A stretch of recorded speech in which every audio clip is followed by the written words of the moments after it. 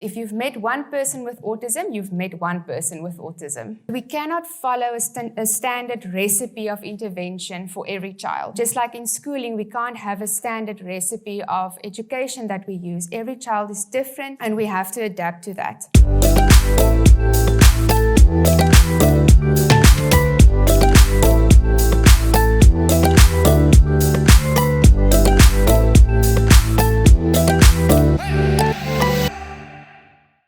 Just to give a short idea of where occupational therapy comes in the work with children on the autism spectrum, we want to help children to be as independent as they can in their daily living. So occupation is not only occupation in terms of work, occupation is everything that we do on a daily basis. So a child's occupation is play, it's school, it's eating meals, it's all our daily activities forms part of a child's occupation. So we, in our therapy, we work towards the goal of helping the child to be as independent as they can be in daily living. We also want them to reach their full potential despite challenges, whatever the challenges may be, whether it's autism or any other diagnosis. Every child has a certain potential that they can meet, and that's what we like to work towards. So autism is not a disability, it's a different ability. As OTs, we aim at helping the child to develop their own unique skill set. Like neurotypical children, kids with autism spectrum also have different strengths and different obstacles that hinder them in their development.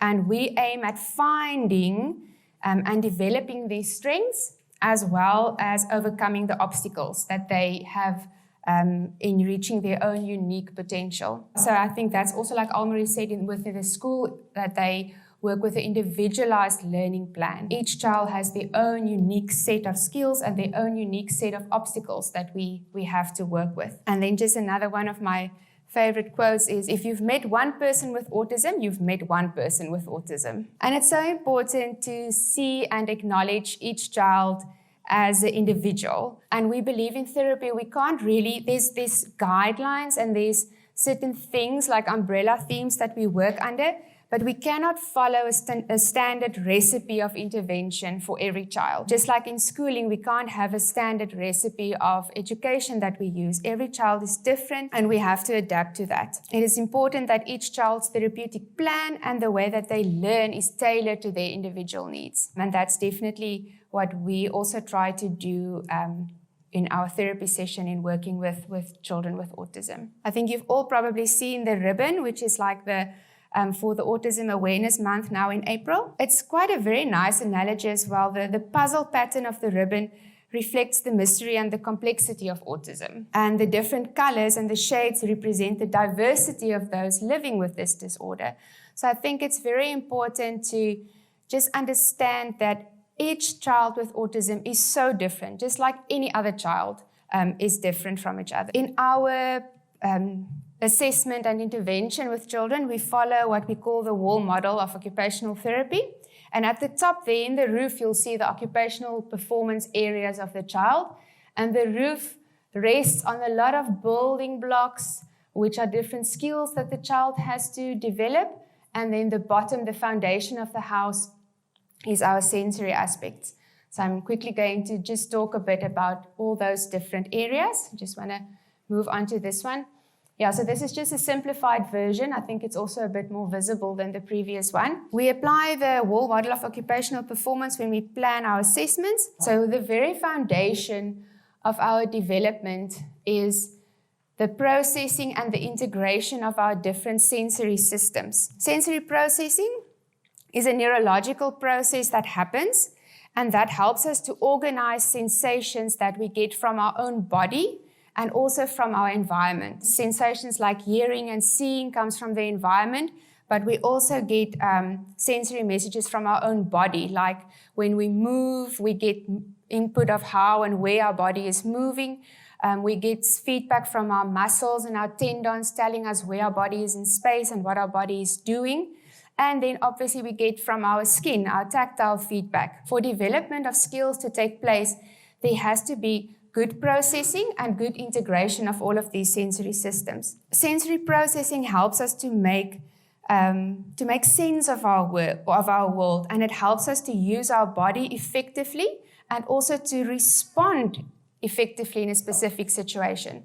So, for example, a child that experiences sound as very intense might cover their ears when the teacher is talking. So that's not an appropriate way of responding in a specific situation. So processing sensory input in the correct way helped us to respond to our situation. Then sensory modulation is the process by which our brain takes all of these sensory information and all these messages and input that comes from our bodies and our brains, and this has to be sorted out and sent to the correct places. Efficient sensory processing helps us to also effectively regulate how we are impacted by information. The most common with children with autism are that they are hypersensitive to certain sensory stimulations. So like I just used the example of sound, but they can also be very sensitive to touch and tactile, so they might shy away from physical contact. If you touch them on their shoulder, they might rub there where you touch them. Certain clothing, fabrics might feel very irritating to them. And if you can just imagine, if you're sitting here and you are overly aware of your clothes on your body and everything is itching and scratching and it just doesn't feel well, how on earth are you going to be able to concentrate on what I'm saying now? Or for a child in a classroom, how are they going to be able to concentrate on what the teacher's saying? Or if they are overly aware of auditory sounds going around, they can't focus on what the teacher's saying. They're hearing the train going by, they're hearing the birds outside, they're hearing the scraping of the chairs in the class, and they just can't filter what information is important now. We also then see that they get overstimulated. So if my world around me, all my sensory input are experienced as so intense, then they reach a place where they've just reached that level of arousal, and then they go into overstimulation, and then we often see meltdowns. Each of us has a certain capacity of sensory input that we can cope with. Some of us have a beer glass, some of us have a cool drink glass, some of us maybe has a bathtub, but many of the autistic children only has like a little shot glass. And if you think of the sensory input from the world like water being thrown in, a few teaspoons of water is going to fill that glass. And then when that glass is full and it runs over, it's often what we see in tears and meltdowns and tantrums. And then they can't communicate. They can't tell you the noise is bothering me or the label in my clothes is bothering me. So the way that they can show this is in their behavior. Sensory processing really has an immense impact on their emotional tone, on their interaction with friends. If a friend is constantly touching me and I'm sensitive to that, I might push or shove that child away from me. And it's not because I'm being aggressive as such, it's just the only way that I can communicate, please don't touch me. So we often see a lot of behavioral challenges that can be related back to sensory processing and modulation difficulties. And that's a big part of our therapy that we work on, is trying to improve the sensory processing and then also the integration of the various sensory systems. There's a lot of developmental, like Sebastian also now said, a child, they follow a specific developmental path. So at certain ages, they should have attained certain fine motor skills. They should have attained certain laterality and midline crossing skills. At a certain age, they have to develop left and right discrimination. They have to develop dominance in their hand. Eye-hand coordination definitely develops according to a specific path as well. Praxis and visual motor integration are very important. Praxis are motor planning, so planning on how to use my body.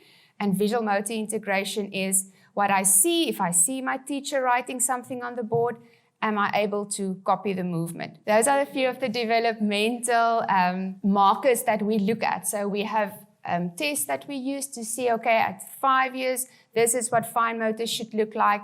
If there's like a definite discrepancy, we know, okay, that's definitely something that we have to work on. And then, as I said, in the end, we want to get to the root where we want our children to play and interact with their friends effectively. We want them to cope effectively in their school environment.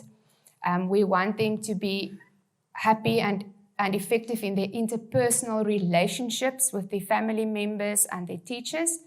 And we want them to attain a certain level of independence.